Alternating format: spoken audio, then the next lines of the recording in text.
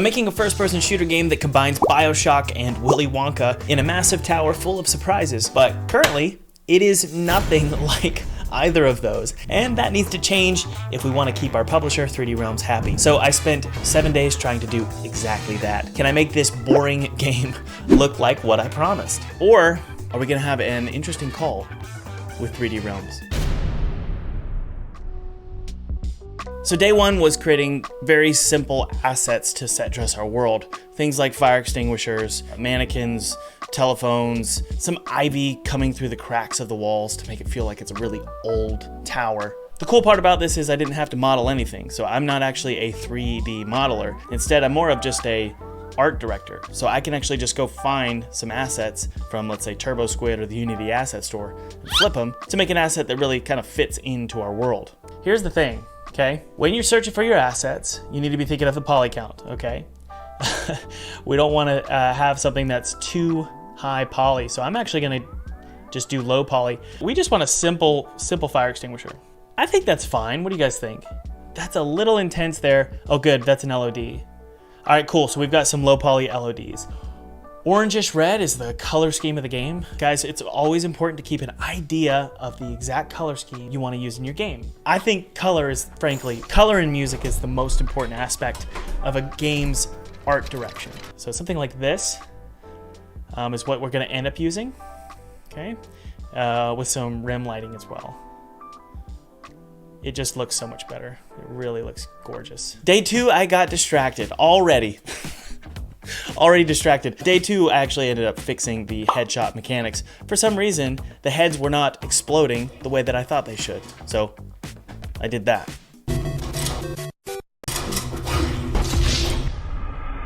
Why isn't it working? Whoa, buddy, why are you coming through like that? What? I also got into a debate about God's existence with my subscribers. I don't know why I did that, sorry. If you can predict it, it's not random. But I do believe in random because I believe in God. I believe in the unmoved mover. I believe in the thing outside the system. Something outside of the confines of even logic. That's the only thing that can create random. God can do what he wants. It doesn't, just because the world is painful doesn't mean that he didn't mean for it to be. Look at this game. Guys, look at what I'm making here. This thing is dark. Day three was creating a bathtub and creating cobwebs. That sounds random. Well, hang on. All of these elements are gonna fit into this creepy Bioshock-inspired world on day 7. Hang tight. Oh, look at this. Wait, what? That's all we've got? I think that's actually just fine. I don't think we need anything higher poly than this. Bath. Tub. Where is it? It's called tub. We don't want that. So watch this. Let's go ahead and rename it really quick. We want it to be nice and clean. Everything's got the same naming convention. There's tub. Notice it's a blend file, yeah? So we're gonna go to bathtub. Not bath rub. Why is that see-through? Well, I will never know. There we go, look at that. Ooh, it's beautiful. Wow, cobweb pack. Those maybe work. Let's buy it. Man, I don't like this. I do not like why this is not working. Got all these weird shaders. I don't want your shader. Oh, we got cobweb simple. Look at this. Hang on tight. Let's see here. Oh, good. Goody, goody, goody. What do you guys think? Isn't that cool? That's kind of cool. See? Isn't that cool? Let me hit play here and just see what kind of beauty we can add here. Just simple stuff like that goes a long way, guys. All right, I like those. Very good. Day 4, guess what? I got into another derailment. I decided to test out a theory, and the theory was, can I make this game feel more like a fairy tale and less like, well, Bioshock? Is it someone new? Here's the thing, if you're gonna make a Bioshock-inspired game, try and make something that's a little bit more derivative, right? We don't want to just go with the classic, 1930s vibe and that's the game. Instead, I actually leaned into more of that Walt Disney spooky fairy tale vibe. So I worked on the logo to see if I could change up the logo a little bit. I listened to some beautiful music from Lana Del Rey while I worked, which is kind of weird. But I did that to feel it out and feel out, can this actually be a fairy tale first-person shooter? And lo and behold, at the end of day 4, I realized, yeah, we can do this. There's that one, then there's that one.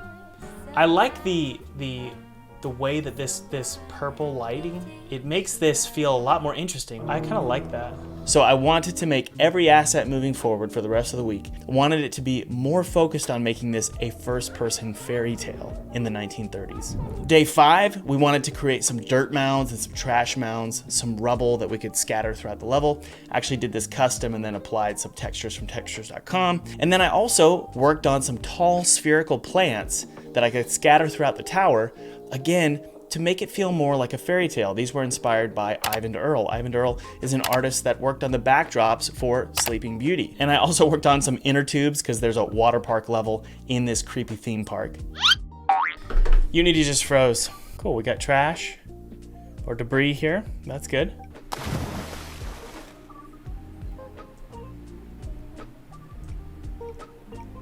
It does look like it looks like a frickin' bagel.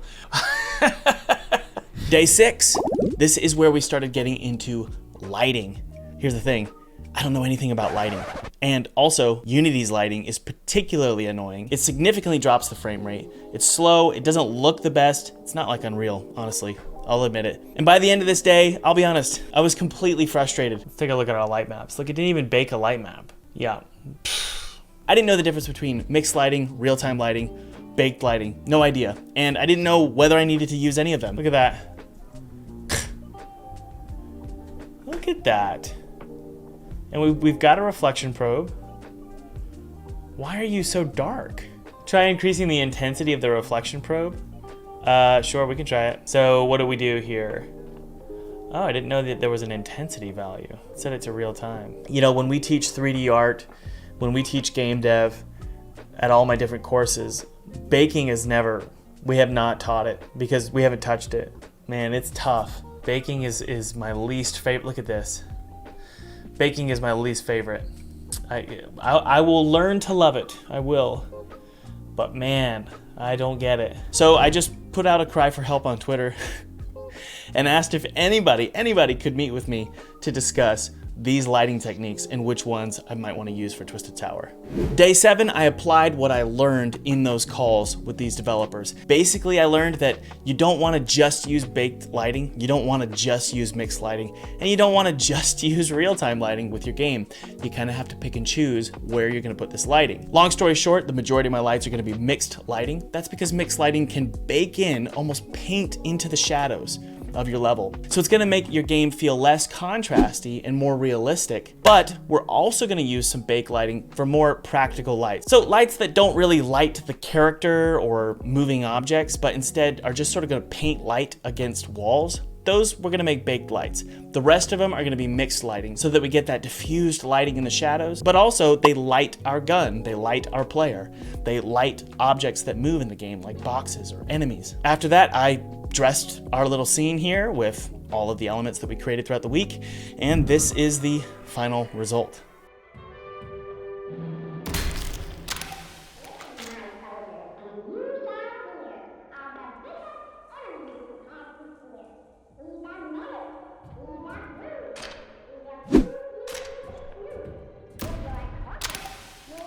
I shared this final result with the team at 3D Realms, and they think we're on the right track. They think it's beautiful. They're really, really happy with these results. And honestly, guys, I feel like in 7 days we accomplished, well, that Bioshock look. There's still a ton of assets to create. We've just created a little handful here. And so for the coming months, we're gonna continue creating assets and adding lighting to our scenes to make it feel more like Bioshock. Oh, and by the way, you can wishlist Twisted Tower below to get notified when it launches, which it might have a launch discount. So click the link below, wishlist, it would mean a lot to me.